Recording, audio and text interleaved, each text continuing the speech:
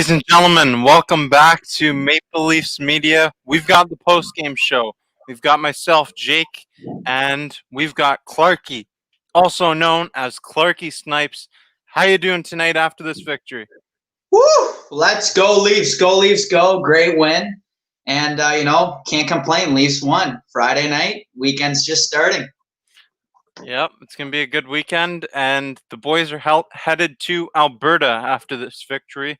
We will play 2 games against the Calgary Flames, and then after that, we'll have 2 games once more against the Edmonton Oilers in Edmonton. I'm excited for this weekend. Clarky, we're going to be looking at that in the near future, but let's talk about this win against the Edmonton Oilers. It was nice to get some revenge after not a nice showing the other night. And if you're watching this video, make sure you smash the like button, hit the notification bell, smash it. We've got a lot to talk about tonight. We're trying to just digest all the information, the statistics, everything we just saw. But there's a very telling stat that I want to bring up here. It's a historic moment in Maple Leafs history, actually.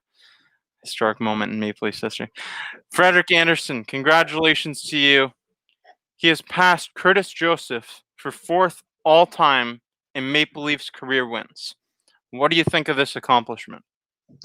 Honestly, I think it's a testament to his skill. It showcases that Andersen has been a rock for us for years now.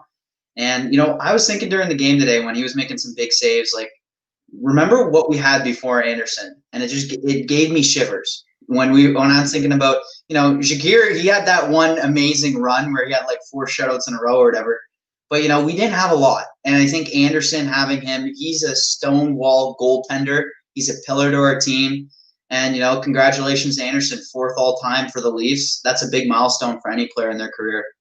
Yeah, definitely. He's been a rock back there for us. He really has been. You look at the goalies that have come before him. That's a great point.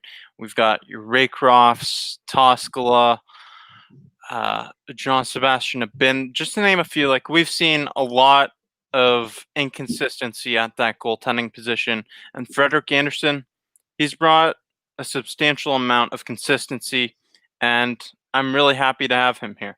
We should all just appreciate what we have with Frederik Andersen. I'm super happy to have him on this team. Yeah, I also just gotta say, shout out Old School. I think he's leading the show off good here. He's saying big win, ...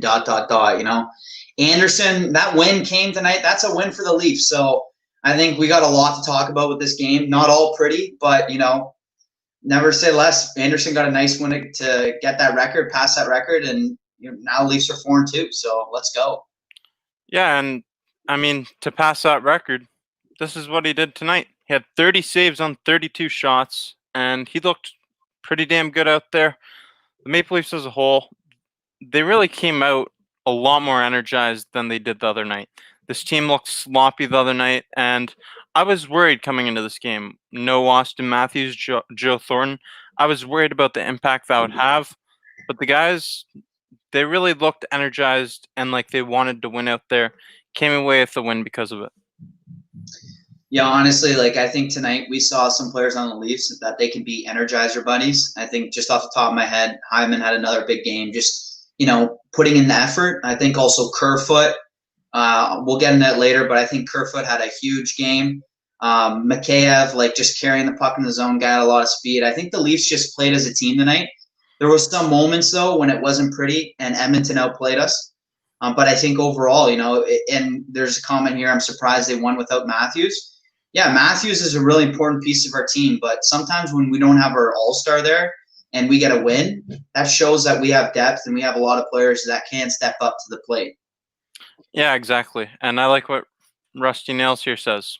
A win like tonight should give us a boost going to Alberta. And going into Alberta, I would expect that Austin Matthews will be playing in Alberta. From what I've heard, it seems as if the injury is minor and it's more of a precautionary thing that we sat him tonight. So it's going to be exciting to get him back in the lineup. He always helps bolster any lineup. So, I mean, that's really good. And going into Alberta, this win, getting Austin Matthews back, two great momentum shifts going into Alberta. Yeah, and this is almost like unfamiliar territory for the Leafs. Like we obviously always have a Western trip, but we're going out to Alberta and we're playing these Alberta teams a lot more this year. So heading out west counts a bit more this year. So hopefully we can go out west, have some big wins on the road. That's going to be key. That's going to make or break it. And I know there's also a comment here. I think Leafs are tied with Habs now. So the Habs are looking good. We saw Habs go out there, and we got to copy what the Habs did. They stomped on Edmonton. They're stomping on Vancouver. So we got to follow suit with what the Habs are doing and make Ontario and Toronto proud. I agree. Montreal, we can't be sleeping on them. We saw them in the first game of the season. We'll see them 9 more times. And I think Montreal, they're most likely going to be a playoff team from this conference, this division rather. And I think that Montreal, they've got a good little roster going over there. But this is the post-game show for the Toronto Maple Leafs. So let's continue talking Toronto Maple Leafs hockey. And I think it would be just disrespectful to this young man if we didn't talk about his first career goal. So, I mean, a goal is a goal. Interesting. Congratulations to him. Yes.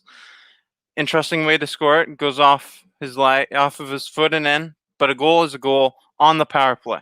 What did you think of that?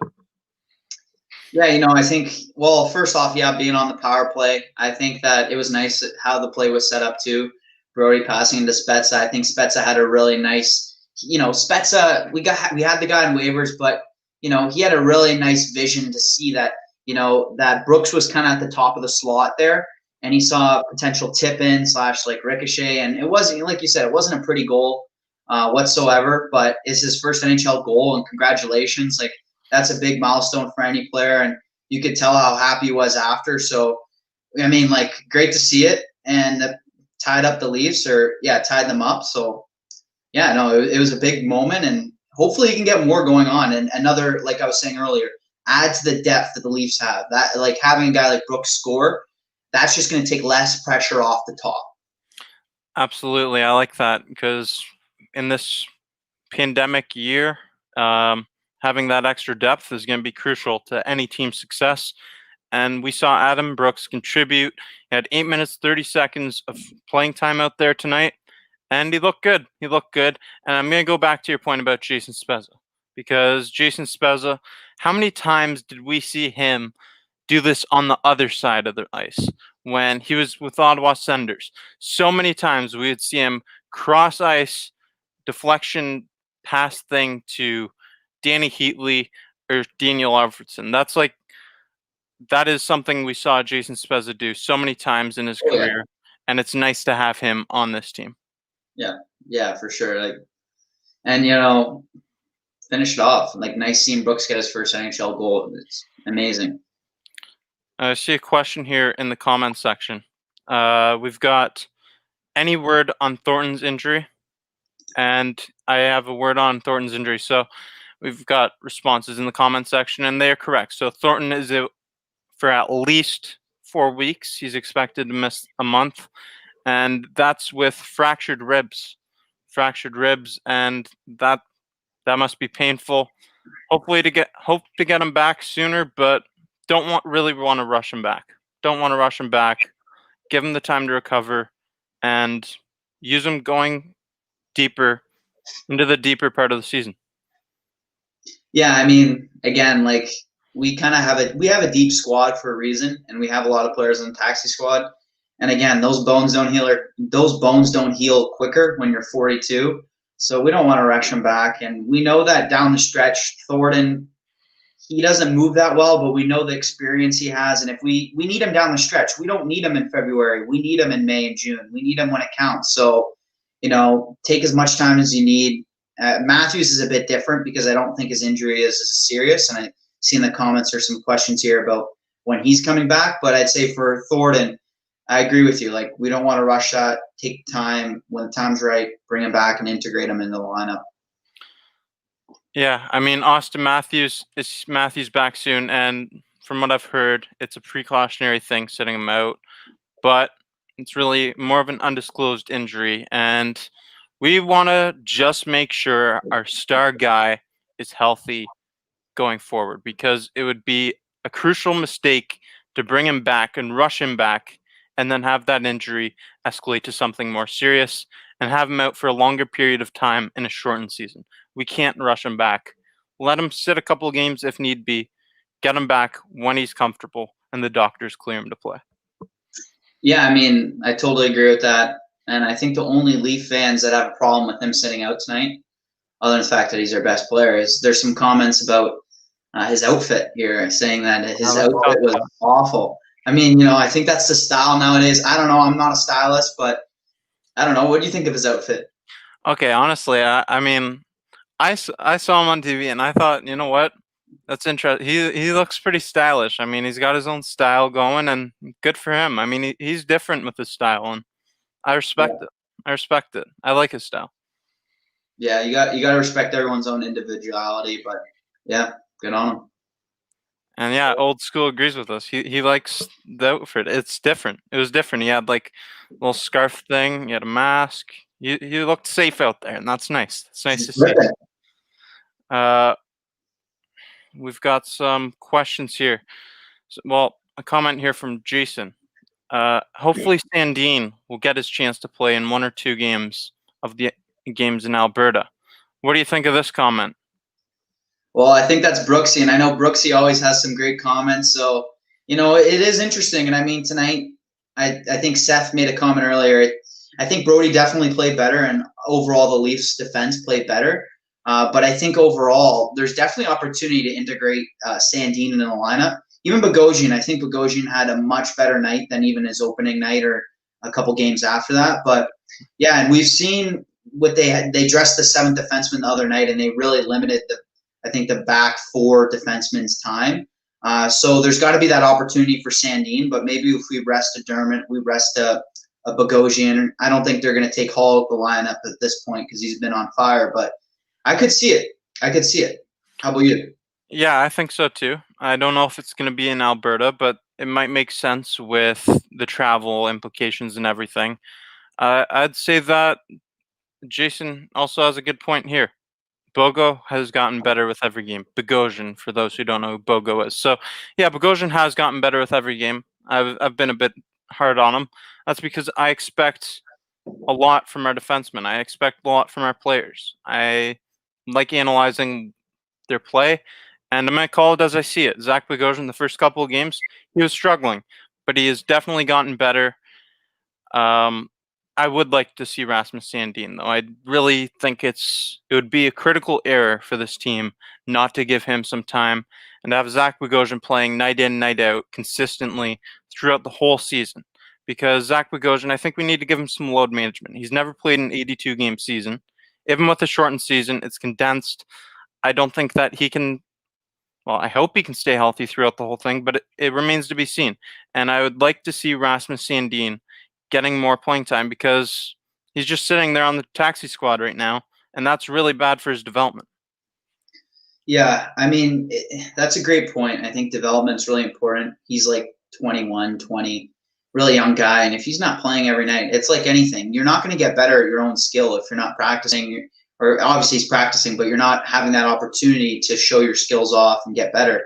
But what I would say, kind of like to counter argue what you said, I don't know if how the lineups would go, where you'd want to play Sandin with, because what if you took a Dermott out and you put Sandin with Bogosian, you put a really experienced veteran NHL defenseman who's proven he can be a top six defenseman on a winning team with Sandin? I don't know how that would work out because obviously Sandin's a little more offensive minded and a free skater, but playing with the Bogosian, that'd be interesting. And you swap out maybe Bogosian with Lettinen and you put Lettinen with Dermott. I mean, it remains to be seen, still really early in the season. Keefe's got a lot of decisions to make and a lot of combinations he can go with.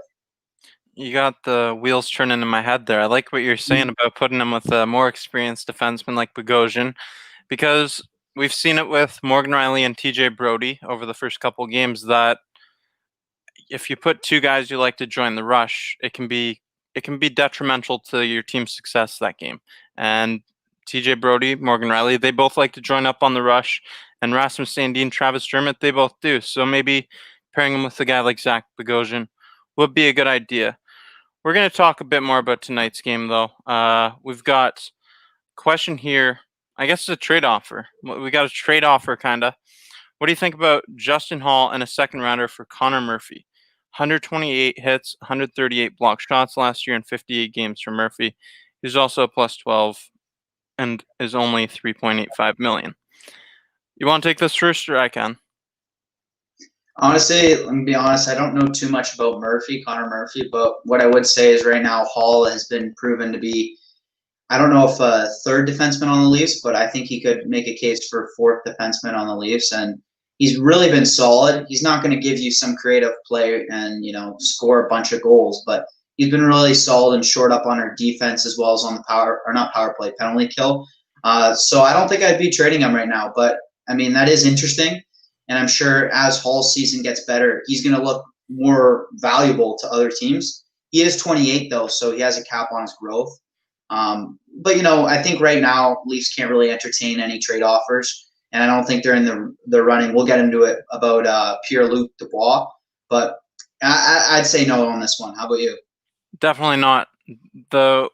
Just bringing in another defenseman, that's changing up a lot, and Justin Hall, he's got a good chemistry going with this team. Justin Hall, he's more familiar with his surroundings than Connor Murphy would. And not only that, Justin Hall, I love what Jason says. Spot on. He has been the best defenseman on the Maple Leafs early on. And I haven't picked him up in fantasy because he was leading the team in blocked shots and hits.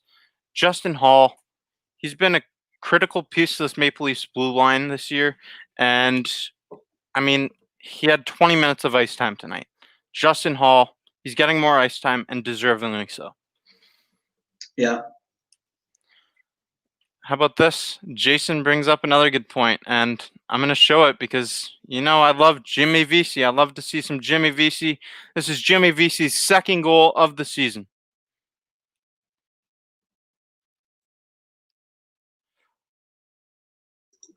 That play was beautiful all around. It was set up by Alex Kerfoot and William Nylander. Kerfoot sets up Nylander, who sets up Vesey. Tic-tac-toe. What a way to take the lead there. Jimmy Vesey, beautiful goal. Yeah, textbook definition of a team goal. I think Kerfoot really did a good job getting it over to Nylander. And obviously we all know what Nylander did there, being very patient, not shooting right away, seeing the opportunity to pass off, and he did. And Vesey buried it. I mean, that was a nice goal for sure. Yeah, Jimmy Vesey, I'm impressed. I'm impressed from what I've seen with him. And there's a comment here about the Kerfoot Vesey Nylander line had great chemistry tonight. That line needs to say Hyman can stay on the Tavares line. Now, we're not coaches. We're not going to make the final decisions, but Clarky, I'd like to get your thoughts on the Kerfoot Vesey Nylander line tonight. Honestly, I think I got to give a gold star to Rusty Nails. That's a great comment. I mean, I think overall, I was really impressed. I'm going to start off saying I was really impressed with Kerfoot. I mean, obviously, we traded away one of my favorite players in Kadri when we got him, and we've seen where Barry is now. But I think that Kerfoot shows he's really an end-to-end type of player. He's putting in 100% every play, and you got to respect that about him. I mean, he might not be the most skilled out there or the biggest or the strongest or the fastest, but he's putting in the effort every play. And I got to give respect to him, and I think he showed that tonight. I think also VC, there's been a lot of talk about him as kind of like a reconstruction project on the Leafs, and he's proven so far, 2 goals so far. He's looking pretty good. And Nylander, I don't know, Nylander's looking more like a leader when he was playing on that line. He didn't look like a forward that was just drifting in the corner or kind of floating. He looked like he led that line. He set up a lot of plays. He was putting in effort. He did have some bad defensive plays, but I'd say overall that line was great. And not only were they great, but I'd go as far to say that that was the best line on the Maple Leafs tonight. I was surprised to see because Marner, Hyman, and Tavares, they've played together, and they were good tonight. I'm not going to take that away from them, but this line really blew me away. Kerfoot, like you said, he's been working hard all season long. He had a tough season last year, his first year in Toronto, and it was tough adjusting to his new surroundings. Jimmy Vesey, we're seeing what he's capable of doing. And William Nylander, we already know, but I think he's blown us away a bit. He's just playing with supreme confidence, and he's able to set people up and score. I really like what I've seen from William Nylander, Except there was one play that I didn't like from William Nylander tonight, and I also got to put some of the blame on Morgan Riley for this play. Let's just show the goal. Jason brings it up in the comment, and so does Rick. Let's show this goal. This was ugly. This was bad goal. actually, I don't have the clip of it, but I think you all know what I'm talking about. So the goal, basically, Yamamoto just beat Morgan Riley back shorthanded. Morgan Riley could not win the race, and Yamamoto puts it back, and then Draisaitl puts it home after William Nylander just couldn't clear the puck out. But William Nylander, he did make up for it later with that assist, I think. Yeah, I think Salmon, he kind of said it. We didn't want to talk about it. Yeah, but Draisaitl's goal.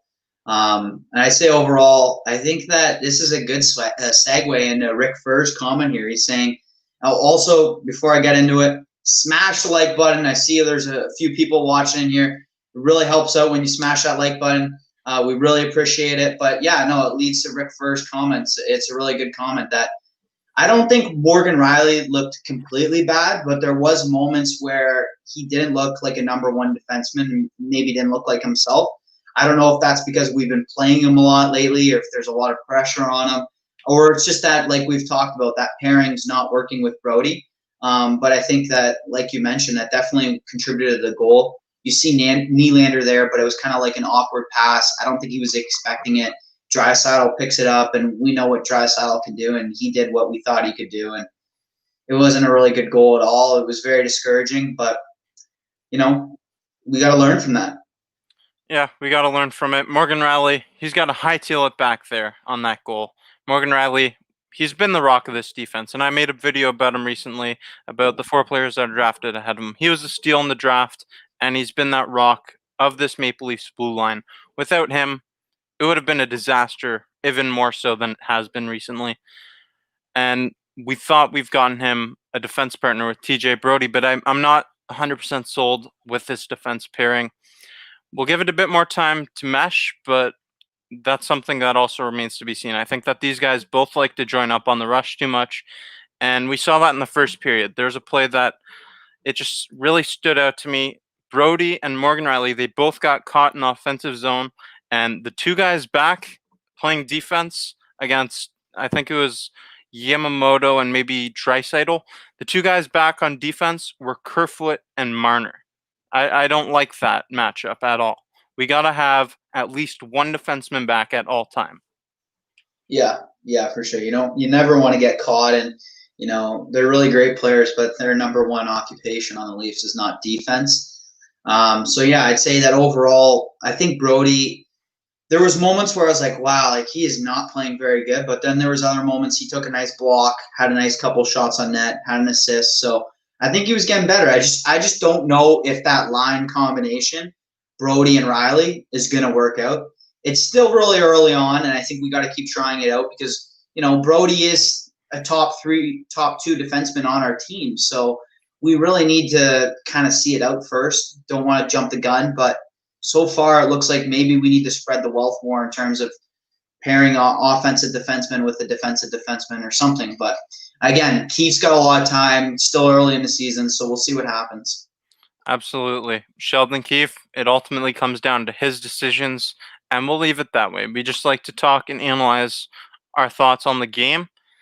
How about this comment from Old School? Wayne Simmons kind of quiet, and I'm going to give you my thoughts on this first. Wayne Simmons, I think that he's been one of the hardest, he is one of the hardest working players in the NHL. He won a Marc Messier Leadership Award back in 2018, and we've really seen that leadership demonstrated on this team. He's had some unfortunate bounces and just hasn't gotten on the score sheet yet, but the points are going to come. The points are going to come with time.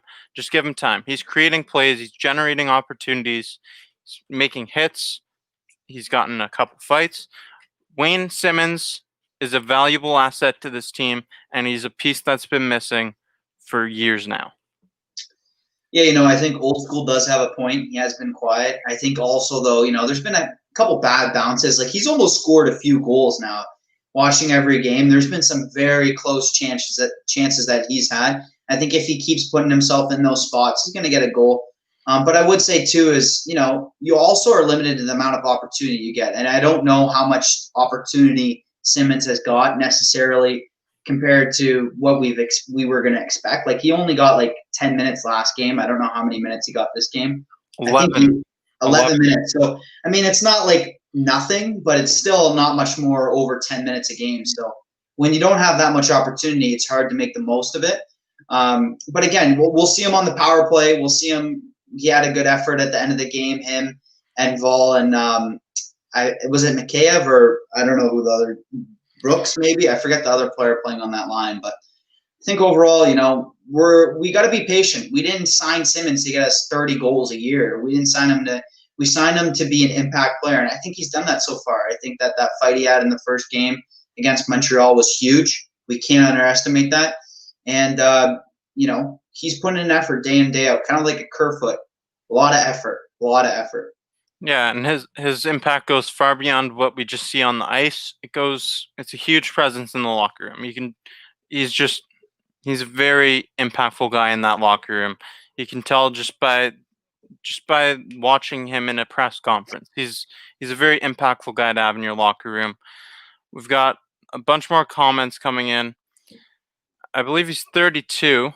No, I think they're talking about Dion Phaneuf. Oh, Dion Phaneuf? Okay. Yeah. Simmons is 32, yeah. Yeah, Wayne Simmons, 32 years old. Question. Okay, you know what? Let's get to the questions after. There's something I want to talk about, and this is something more on the negative end of the Maple Leafs. Even though we have a win, we have to analyze still. That's what we come on here to do. So I'm going to show you a shot map from tonight's game. These are the Edmonton Oilers' shots tonight. So when you look at this board here, on 32 shots, a majority of them are coming from high percentage shooting places, like shooting zones. Like these are shooting lanes you don't want to give up. Look at how many shots are right in the middle here. That's unacceptable. Yeah, I mean that's brutal. Like we're watching the start of the game, first period, and the shots are even. And even throughout the whole game, the shots were pretty even. But I think that there was a lot of closer and nicer shots by Edmonton. Toronto had some uncontested, unscreened point shots further away from the slot. But I think, yeah, you can see from the shot chart, Edmonton, and a lot of those are Draisaitl, Cassian. He had beachfront property out on Lake Ontario. He was dominating in front of the net at the start of the game. McDavid, and I think that, that shows that Anderson was put in some tough spots tonight, but he came out on top, and he made some really nice saves. There was a lot of odd man rushes at the start of the game, and if they went in, you'd be like, okay, that's mostly the defense's fault. But I think Anderson, that shows that he stood on his head. He stood on his head tonight, and he deserved that win to put him ahead of Cujo. Absolutely, he did, and that's something he's earned. But just back to the shooting chart for a second, because if you're looking at these shots, they're coming from high percentage areas where you're going to score a lot of goals. Like we need to do a better job of forcing the shots to the outside, like around the top of the circle area. We don't want it right in the middle of the slot. That is a disaster. That's a worst nightmare defensively for a goalie. That's not what you want to be seeing night in, night out. Yeah, honestly, and let's all take it in for a moment. Let's just all soak this in, that a lot of those shots came from two of the best players in the NHL, two of the very best players in the NHL, Draisaitl and McDavid. So, we can't be hating on Anderson after a performance like tonight. He single-handedly kept us in the game at many moments, and he was our spark plug. So I think that's a testament to Anderson, a testament that our defense in front of the net is a problem. It's a liability right now. You ask me. I think it's a serious problem for the Leafs, probably one of the worst problems. And we were lucky a bit. We got lucky a bit, but that's what hockey is. You got to get lucky. You got to have those nights. Yeah, you got to be good to be lucky and lucky to be good, right? Let's flip it to the other side, though. Let's talk about the Maple Leaf shot chart here tonight. So 29 shots, and I like that we have a lot of shots from the point, but as you can see, a lot of our shots are coming from that face-off circle over there. I'd like to get more shots in the middle. I'd like to have more of our opportunities in the middle and create more opportunities for rebounds with shots from the point. What do you think? Yeah, it's funny. The Leafs literally don't look like they have any right shots. But yeah, I agree with you. I think that we still had some nice opportunities out in front. You can see from the shot chart there. But again, I think Edmonton just had better high percentage shots than we did. And you can see that, yeah, a lot of ours were from that left side, kind of like an unattractive angle. And Kospinen, he looked pretty good tonight. I don't know if that's how you say his name, but he looked pretty good. And we have to give credit to him. I think that he stood on his head as well. And he made some really nice saves on some of the Leaf shots. But I think overall that I don't know about. I want to hear your opinion on this, but I don't know about you. I think that the Leafs definitely had worse shots compared to Edmonton tonight.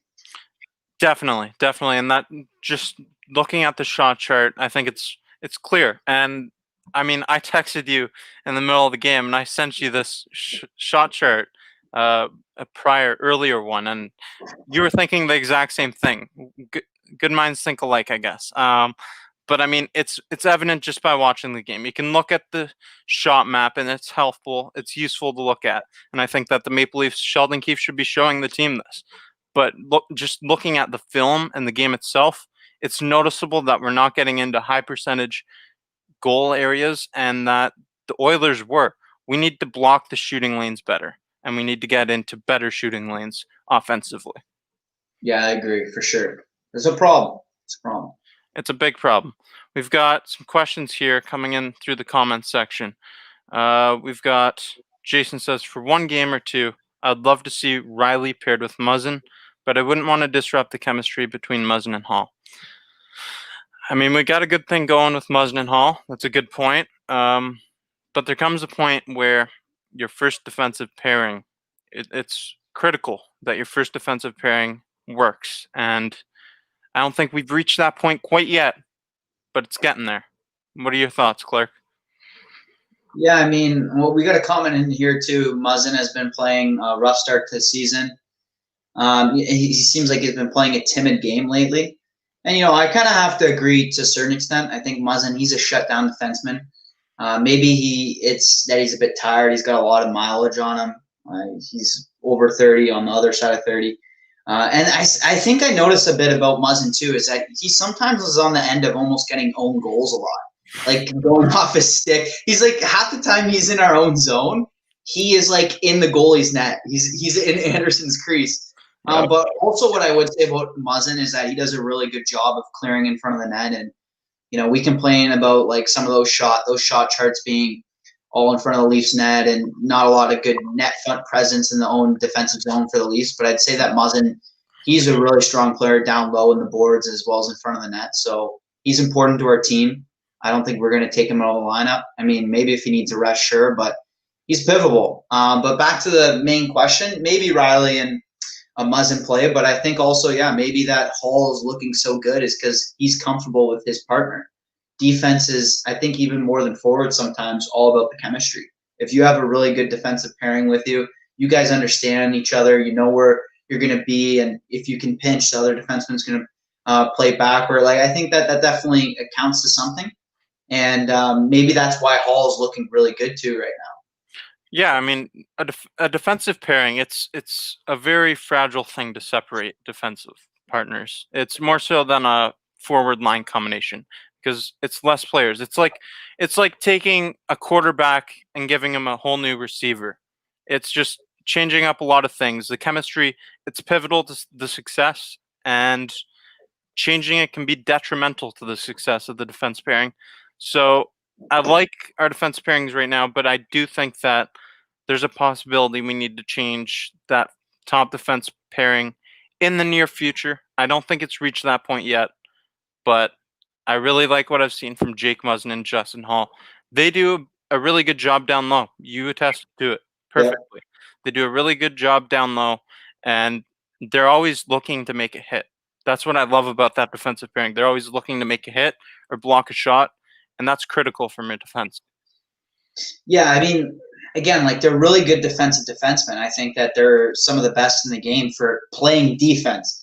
But one of their downfalls, too, is that they don't generate a lot of offense. So maybe against the earlier point that if we split that pairing up, we put a Hall with Brody and a Riley with a Muzzin, maybe that will spread the wealth a bit. Like I know we've talked about it numerous times, but it's something different, and we mix up the skill sets, and maybe that'll work out.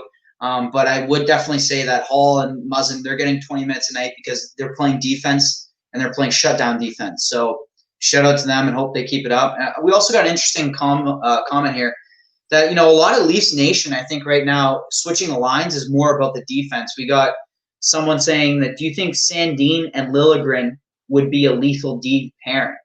So we got a lot of talent here, a lot of deep taxi squad. So what do you think? Do you think that we could throw in a pairing like that and be successful? I don't think that happens this year. I don't think Liljegren's going to be playing at the NHL level this year unless there's a bunch of injuries, which we do not want to happen. Timothy Liljegren, I'm really high on this guy. I think that he's going to be an extremely successful player in the NHL, and he's a right-handed shot defenseman. Rasmus Sandin, left-handed shot defenseman. So that would work together well. But I've always thought that Timothy Liljegren, if he really pans out the way I think he can, I think he's got a spot up there on the top defensive pairing with Morgan Riley in the near future. We need to see it all come to fruition, but I think that that's a legitimate possibility. As for Rasmus Sandin, I mean, this pairing could work. Don't get me wrong, but Rasmus Sandin, he likes to join up on the rush a lot. I think putting him with a guy like Justin Hall would be beneficial to him. Is Liljegren the Finn? Liljegren's Swedish. Okay, who's the guy on the juniors team, the Finland team that we drafted? Topi Niemela. I got high praise for him too. Yeah, Niemela, that's who I was thinking of. But, we got a lot of young talent, and I think one of the hardest things as an organization to do is how can we take these young, really skilled, highly skilled European defensemen that we have on our roster, very young, very talented, but they're kind of like a diamond in the rough right now. How can we shape that diamond and, make it sparkly? How can we really integrate them into the Leaf lineup while also not sacrificing the present? Because let's not get confused. It's very important that we have good defensemen now. Although we want Sandin, we want Liljegren to be our top defenseman of the future, we have to find a balance between integrating one or two of those guys in our lineup, but also focusing on that sometimes we need a Bogosian. We need a veteran defenseman that can take us and help us deep into the playoffs. Maybe not a top 4, but a top 6. Those players are very important. So, it is a good point, but it's just such a balancing act. And that's why I think it's so difficult for a team and like Keith to make the decisions of who to play and who to sit. But I think they do deserve opportunities for sure. Yeah, and I've said it multiple times as well. It's really not beneficial to have Rasmus Sandin just sitting there on the taxi squad doing nothing. He's got to get some playing time tonight. He's got to get his reps to really get in the groove, have some game speed moments, because if not, that's going to be detrimental to his career. It's really going to hurt him. And I've said this multiple times as well. I sound like a broken record a bit. Zach Bogosian, he's never played a healthy, full 82-game season. So I would expect some load management for him in the future. But right now, we just need to find a way, a balance, like you said, to integrate these younger guys into the lineup. We'll see it this season for sure, I think. I think Rasmus Sandin will come in. Timothy Liljegren, I don't see him playing this year, though, with the Maple Leafs. Yeah, for sure. And I'm just going to say, everyone keep shooting your comments in. Smash the like button. Really helps out Jake here. If you haven't smashed already, smash the like button. We really appreciate it. But also, keep shooting in your comments. The Liljegren comment was great. There's a lot of great comments. We need that to keep going every night. And, the other point that I was going to say is that it's interesting that we're talking a lot about the defensemen. But, one thing I noticed tonight from the offense is there was a lot more two-way efforts from a lot of the players. I know we already mentioned it, but like Kerfoot, for instance, I thought very two-way player. He was coming back. He was back-checking a lot just as much as he was forechecking.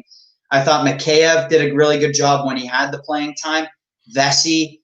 Nylander, he tried. I think Nylander tried. He was a bit weaker. He let in that Draisaitl, helped set up that Draisaitl goal as well as the start of the game. But I think there was JT in the neutral zone. I think there was a lot of players that had a really good two-way effort tonight, and that helps a lot. That helps the defensemen because we have 6 defensemen, but they're not always supposed to do all the defending on the team. So I think that's an underestimated point that came out of tonight. Definitely agree with you. And I think a guy that we don't talk about enough, he hasn't gotten a goal yet this season, and he's really stood out to me the last couple games. He's been flying on the ice on the penalty kill. And I think that giving him some power play time might be beneficial to this power play.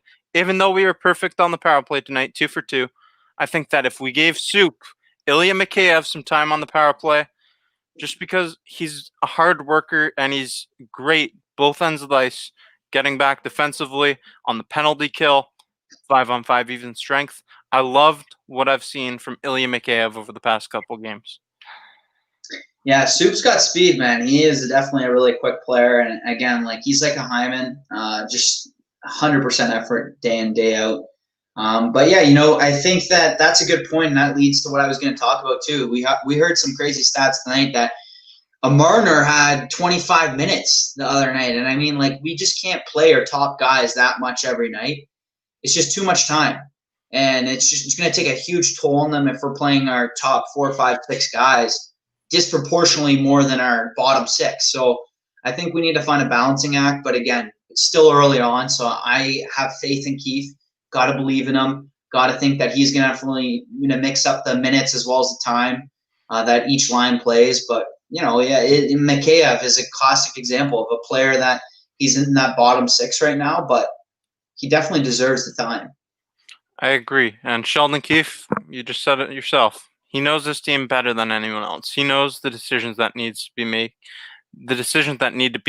And there's a comment here that I like about Wayne Simmonds. Wayne Simmonds hit a post tonight, and he goes to the front of the net, and he creates chances. Wayne Simmonds, his role, he has a pretty big role on this team with his leadership, his veteran presence, and then he can do stuff like that, create chances in front of the net, screen the goalie. He can clear in front of our own net if the defense needs help. And Wayne Simmonds, he can drop the gloves, make a hit. There's so much that Wayne Simmonds can do. What can't Wayne Simmonds do? Maybe he's not going to score 30 goals in a 56-game season or even an 82-game season. But Wayne Simmonds, he's got so much value for this team. Yeah, I'd say, again, I don't think we're going to see the Wayne Simmonds that was on Philly who was potting easily 20 to 30 goals a season. I mean, he was arguably top 30 or 40, maybe not 30, but top 50 forward in the league at that time. Like, he was a really good player, and he was really important on their power play. And I think even right now, if we had a Simmonds on our power play, like that's a key role. It's very underestimated, but Hyman's really good in front of the net. Who's the second best player in front of the net? Probably Simmonds.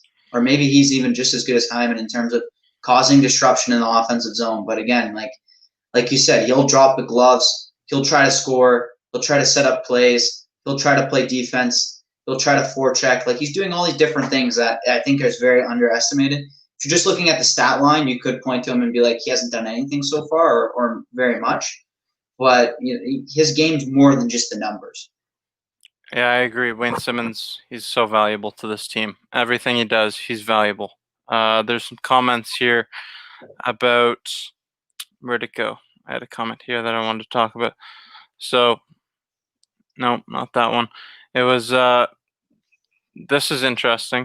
Do you think Laine would be a good fit for the Maple Leafs? I don't think that this would happen in any universe. And I don't really think we need him, to be honest. He's got a bridge contract that's up at the end of the season. I don't think we need to trade for Patrick Laine, Pierre-Luc Dubois. I don't think we need to trade for any more forwards. If anything, get another top-tier defenseman. Somehow, some way, if Kyle Dubas can wave his magic wand and bring in another top-pairing defenseman, that'd be more beneficial than a guy like Patrick Laine. Yeah, that's honestly is giving me flashbacks to preseason when we'd go through trade offers. I mean, if you guys have trade offers, shoot them in. We'll definitely entertain them. But I have to agree with the comment right after that, Rick First comment. I think that it was alluded to a bit tonight by the TSN analyst. I think he's going to be traded. Laine is going to be traded for Dubois. And I think it's going to be announced either tonight or tomorrow. But yeah, I don't think we need a Laine. I don't think we need a Dubois. I agree with you. I think there's other needs on the Leafs. But even then, I don't know if the Leafs are in a position to make a move. Because they also got to think, like, I don't think we'll trade for anyone on a Canadian team. Maybe we will. But if we're trading for an American team, like a player on the American team, that's 14 days quarantine. Then we got to integrate them into our lineup, which is at least, like, a player doesn't just fit into a team like a jigsaw puzzle right away, right? Like, I don't know. Yeah, that's a good point about the 14-day quarantine period, because the trade deadline, I believe might be March 23rd. It's towards the end of the season, and if you're gonna shoot the gun on bringing a player in, I think that you have to do it like earlier than the trade deadline. I think that you should, because 14 days after the trade deadline, season's almost done at that point, and that's not really much time for a player to get comfortable in his new surroundings going into the playoffs. So if you're gonna make a trade, you should do it sooner rather than later, more around the middle of the season mark. Yeah. Honestly, I got to touch up on this point. I know we got some Lonnie inquiries here, but I think we'll get to that later. I think that Rusty Nails has an amazing point here that we need to talk about as Leaf fans. This is a really great point. We've noticed, we're looking at the stats today before the show. The Leafs are doing really good on the faceoffs. Like, what the heck's that? Like, even tonight, over 50, 55%, 60%. And I think it doesn't get enough mention what assistant coach Manny Malhotra has brought to the team, especially on winning faceoffs. And I think that's such a great comment, because Leafs have won some big faceoffs down the stretch in these last couple games. So Manny Malhotra, we forget about him, but he was a pretty legendary center for winning faceoffs. Yeah, absolutely. And you see guys like Jason Spezza, John Tavares, these veterans that have done it for a long time. Manny Malhotra, that's a great asset to have behind the bench. And then you've got these older veteran presences that can take faceoff draws and mentor these younger guys, these younger centers. Austin Matthews is great in the faceoff circle. We've beat the Edmonton Oilers in faceoffs. Both of these games we've played them. I don't think there's a game this year where we've been on the losing end of more faceoffs than we've won. Our faceoff percentage it's great, and that's extremely valuable, because think about it. It's just extra possession. Winning a faceoff can mean so much. If you're in your own zone, if they win a faceoff, that's a shot they can get on goal and a potential goal. If we win a faceoff in their zone, that's a potential goal. So faceoffs are huge for possession and goals. Yeah. And again, Brooksy, thanks for sharing this comment to support our points. He's like our third analyst on the show, I swear. Leafs are second best in the league. They're two lines. At faceoffs at 58.5%. And again, I think what you just said is a great point, that faceoffs gives you possession. And we had a few faceoffs on the power play, and to win a power play or penalty kill faceoffs, that's critical. So whatever Malhotra is doing, we just hope that can be sustained and he can keep that up, because he's definitely had an impact in that sense on the Leafs so far, and we love it. We love it.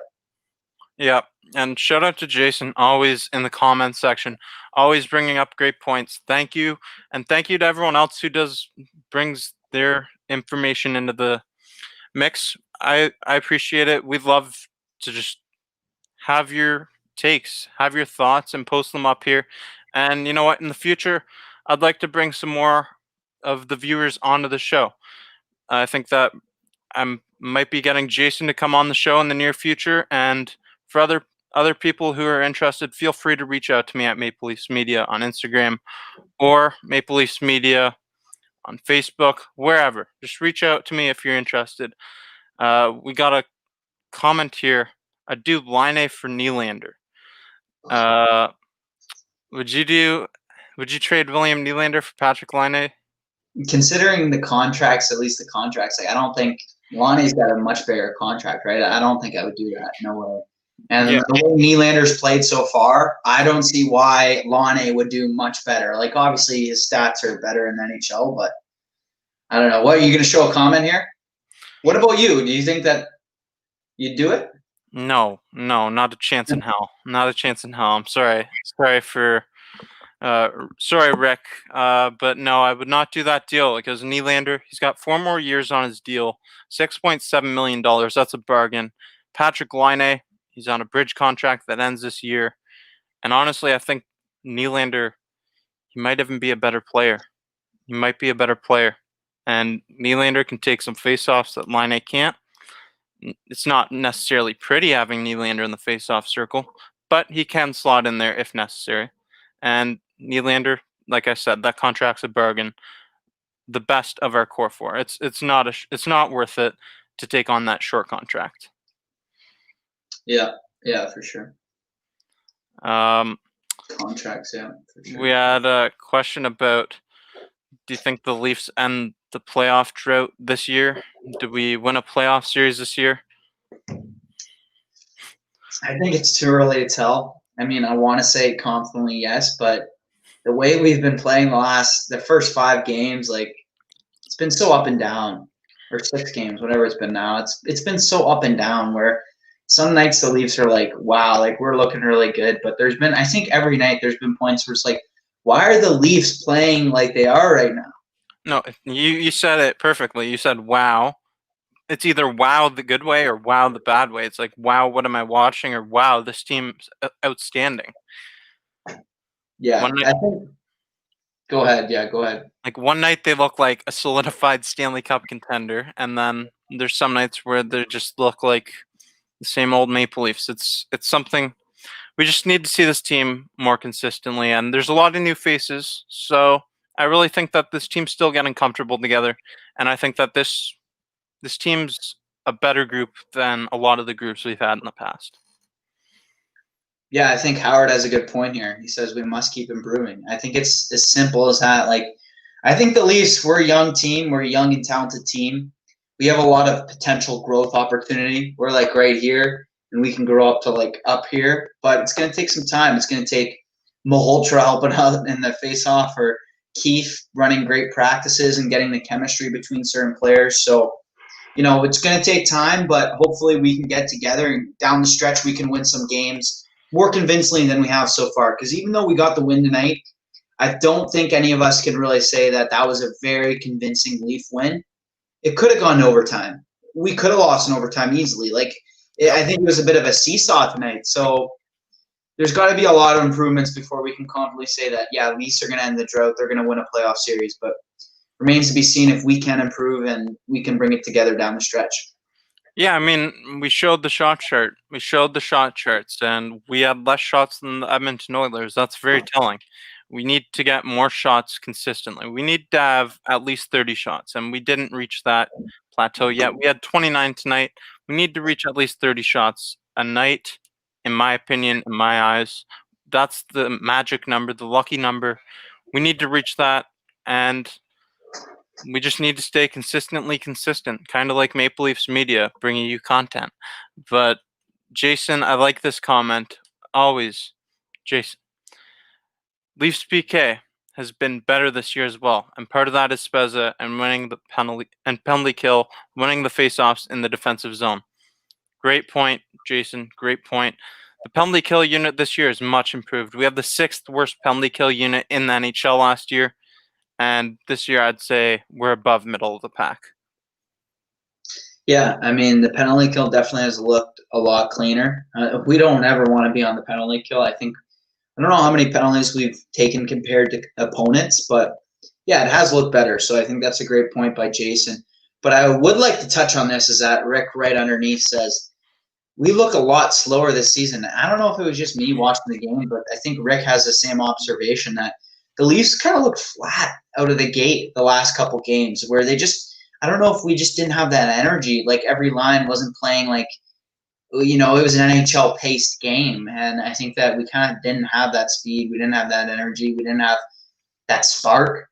And that's a bit of a concern. It's still early. And when you're playing some of your players 25 to 30 minutes a game, like how can you have that much energy 4 games in like 6 days? Like, it's tough, but I think that Leafs need to keep that energy level high, especially as we go out west.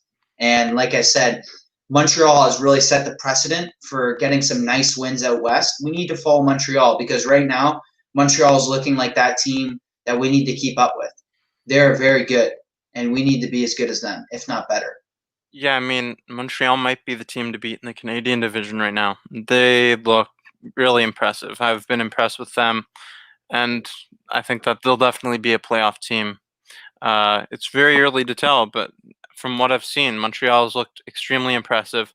And that is a good point, Rick. We do look slower. We have a lot of slower skaters on this team this year than in past years. But those players, there's a lot of older players and veteran players that we've really talked about this a lot on this show, about how critical those veteran presences are to a team and their locker room. And I think that having them in this locker room, it just helps with the chemistry a lot. Yeah, for sure. And I mean, yeah, definitely. We got those players for a reason. We know they're not going to be speedy. You sign a 42-year-old, a 32-year-old, and a 37-year-old. We're not signing them to be the Tasmanian Devils. We're signing them for that experience. So there's going to be a trade-off. But I think there also is that point still that, it just seemed like the Leafs were a bit flat. That's all. That's what I think. I don't think it's that we don't have speed on our team. We got Mitch Marner, the guy's Speedy Gonzalez, but at the end of the day, I think it's a energy level concern that I have. Okay, we have a trade offer here. We have a trade offer, and then we have a question from Chuck Fleet that I'm going to get to right after. So, question here. I'd offer Kerfoot, Hall, and Engvall for Pierre-Luc Dubois to make an initial trade offer. Clarky, what do you think of this offer? I mean, we're kind of throwing the house with 3 players. I don't know. What's Dubois' contract? I don't have that in front of me. I'm not sure what the contract is. I'm not made of stats, but I mean, Engvall, I'd let him go. Hall, I don't know. Hall has become pivotal for our team. And again, I think Dubois is an attractive name. He's a good player, and he's a very, touted player right now. He's the hottest commodity on the market right now for NHL players right now. To trade for Dubois, that's the Cadillac of available players. But I don't think we need him. I don't think we need a Dubois on our team. I think we got enough offensive firepower. I think we have other needs. But again, I don't know if that's that much for Dubois. What do you think? Kerfoot and Hall are probably the bigger chunks of that deal. I mean, with the situation in Columbus right now, they might accept it because it's an absolute disaster, but I don't think I would offer Justin Hall at all. Kerfoot's impressed me. And honestly, think about this. Where would Luc Dubois fit into this roster? Is he a third-line center on the Maple Leafs? Seriously, he's a center, and I don't think that we need another center. We have Tavares and Matthews as our top 2.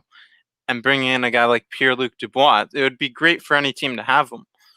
But I think he's a third-line center on this team, and I don't think that it's really a need. Yeah, and I don't think the Leafs are in contention. Let's face it. I think that there's other teams that are willing to trade more valuable assets than the Leafs. Yeah, no, it's not going to happen. It's not going to happen. I'm almost 99% sure that it's not going to happen. Chuck Fleet says, when do you think Jack Campbell gets the next start? I believe Chuck is a big Jack Campbell fan. I think he asked this before. If it wasn't you, sorry. Got a lot of comments, and I believe this was you, the other show, that asked. And my answer, I think that it's going to be in Alberta over one of the next 4 games, because we're playing Calgary Sunday, and it's Monday or Tuesday, and then we play Tuesday. So Tuesday and Sunday. It's a 4:00 start time Sunday. So he's going to get a start at some point in Alberta. That travel implications. Maybe Anderson gets a little jet lagged. And if he has a rough start at all, I'd expect Campbell to get a start. He's going to get his share of starts throughout the season. And I think in Alberta, he gets one. Yeah, I mean, gotta say, after tonight, I think most Leaf fans, they've been silenced if they're saying Anderson did not play well or he's not been playing well. Tonight, he stood on his head. So if he wants to play and he's good to go, he's rested, I think he deserves a start. But I agree with you, and I agree with Chuck that, Campbell did look pretty good against Ottawa. Obviously, that game, the Leafs were a lot better than that first game against Ottawa. But, Campbell deserves some starts. And he needs some starts. We can't have Anderson play every night. We need Campbell to take over some nights and get some dubs for us. So I'd be happy if he started a game against Calgary and even a game against Edmonton, split it. Why not? Or at least one of those games, because give him the opportunity. Anderson's also 32. I don't think Campbell's a young buck anymore, but he could be our future for a bit. So why not give it to him? Yeah, I think that you got to give him a start in Alberta, and I don't think that like this goes back to last year. Anderson played the third most minutes in the NHL, and I had Martin Biron on here. For those of you who haven't seen the interview, Great video. it was a Gotta great watch show. that. Great show. Really fun to have a former NHL goalie with 500 games of experience on the show. He said it perfectly. Martin Biron was for the most part of his career, he was a backup goaltender, so he knows this better than anybody. These starting goaltenders who play night in and night out, they need rest. Frederik Andersen played the third most minutes in the NHL last year, and that's because we didn't have a solid backup until we got Jack Campbell. Having Jack Campbell is extremely valuable, and I think that Jack Campbell, he needs to get his share of starts. Like, listen, I've been hard. I've been one of the hardest people on Anderson in terms of he chokes in the playoffs. He's choked a few times in the playoffs. He's just let us down. I think a lot of Leafs Nation comment if you agree that like in the playoffs to some extent he has choked a bit. But I think there's been a couple factors that haven't helped him. One of them has been that he's played the top 3 or 4 minutes out of any goaltender for the past 3 or 4 seasons. He's logged so many minutes, like him and Carey Price. There's a reason why those guys can't play, or those guys aren't looking 100% throughout the whole season, is because they're getting overplayed. And now both of them have really good backups, and they're going to be used. They need to be used. And I think for Anderson especially, if we can give him some rest so we can take that out of the equation. So it's just like, okay, Anderson, you've been rested now. Let's see how you do in the playoffs versus, all right, Anderson, you've played 75% of our games. Now we need you to carry us through the playoffs. Like, that's a lot more to ask out of a goalie.